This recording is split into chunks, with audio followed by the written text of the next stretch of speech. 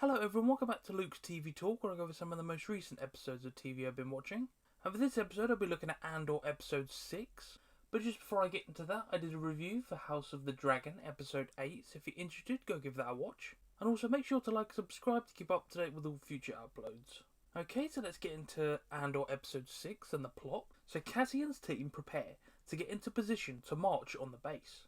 The Aldani people have finally made their way to the ritual site with the imperial escort. So basically, there's about 60 or so of these Aldani people, and the Imperials basically make a path for them. They follow them the whole way, so they make sure they don't cause any trouble. The Imperial Commandant is preparing to meet the Aldanis as a token of peace.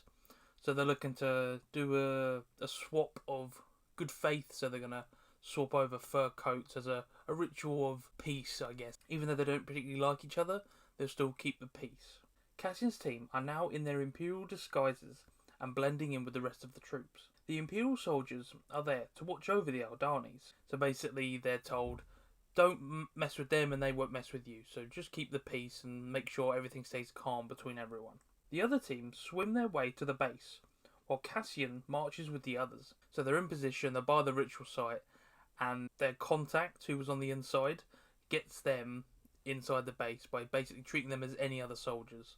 When Vel and Cinta arrive, they set a comms blocker for later. So they set up this little blocker machine, they stick it onto the main comm tower, and it's going to be used for later on when they escape, so they can't contact any other troops for help. The Commandant and Aldanis exchange gifts, which they immediately burn. So they do the peaceful exchange, but then the Aldanis basically just chuck the fur coat they're given into the fire because they hate the Empire and they don't want to accept anything from them. They'll be peaceful, like face-wise. They'll be upfront. They'll be nice, but really they don't like them and won't really accept anything from them. When they arrive back, Cassian's team take the Commandant hostage so they can open the locks. All comms are blocked while everyone takes the relaxing soldiers and makes them move the money onto the ship.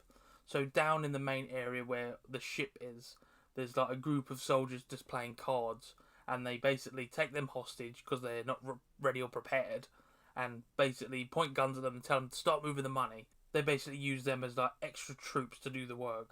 So some soldiers get suspicious and go to check things out. So the people that were in the comms tower start hearing static and are like, what's going on? So go and try and figure out what's happening. They are done loading but are confronted by other troopers and a firefight ensues. Cassian almost gets choked out, but is saved by Karis. Both Gorn and Taramin are shot and killed while escaping. So they've now lost 2 people, and it's getting more and more sketchy because more troopers are starting to shoot at them, and they're obviously in a tight pinch because it looks like there's going to be more reinforcements as well. Karis then gets partially crushed by a loader, but still manages to lead Cassian through the rock shower. So he gets absolutely clattered into by one of the loaders that's holding all the gold, all the money. But they pull him up to the main area and he uses his old tech scouter thing to show Cassian the proper way through the shower and out into the atmosphere. At the doctor who tries to fix Karis, Arvil tries to convince Cassian to steal the money with him, but Cassian shoots him. So Arvil basically says he wants to more or less betray the others and take the money for himself and Cassian. But Cassian just straight up just shoots him after hearing what he's saying because he knows that if he's going to betray them, he'll probably betray him. So he's like, nah, I'm not going to deal with that. So just outright just finishes him off. Karis dies on the operation table and Cassian tells Vel he's leaving. So Cassian's like, oh yeah, Arvil was trying to betray us. I'll take my money and you can have the rest. So he just wants to be paid at the end of the day, and the rest of it's just too much hassle for him. Luthen hears of the successful mission and laughs it off. So he was so worried about what was going to happen, and he's just happy that it's over, and it looks like it's going to be a somewhat of a good ending. So even though they lost tons of their crew, and there's basically only Cassian, Vel, and Cinta are left, they mostly got through. So this was a great episode. It was such intense throughout the whole way, and you never know when something might happen. Every scene they were in, they were so on edge because they were thinking, oh, are we going to go through with it? Are we still on track? Are we going to be late? Are the other soldiers going to find out? You just did not know what was going to happen, and you're so on edge the whole time. The visual of the meteor shower was amazing. It started off really slowly, like 1 or 2, and then eventually, it was literally as they sent a sheet of meteors going through the sky. It was such a beautiful scene. It was surprising, basically most of the team died. So we got Arvel ended up being killed, Gorn and Taramin ended up dying, Karis died. I'm surprised so many people died, because I knew it wasn't going to go particularly well, but I'm surprised it went so badly. The Commandant was an arse, so he was just full of himself.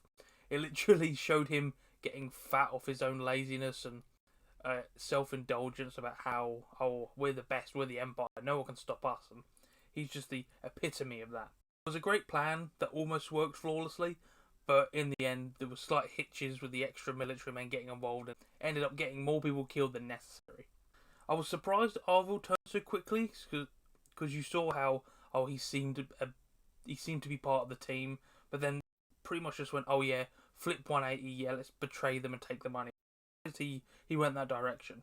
And then I understand Luthen's sigh of relief, so he was so worried about everything, and then it ended up being a working plan, and it all worked out in the end, so he's just so happy. So yeah, this was a great payoff to the last two episodes, where it was pretty much a set up, getting ready for the heist, and it seemed to all work out in the end, even though they lost 4 people, got all the money and the funds for the rebels. But yeah, this was a great episode. If you liked my thoughts on it, make sure to leave a like and subscribe to keep up to date with all future uploads. And until next time, I will see you all later.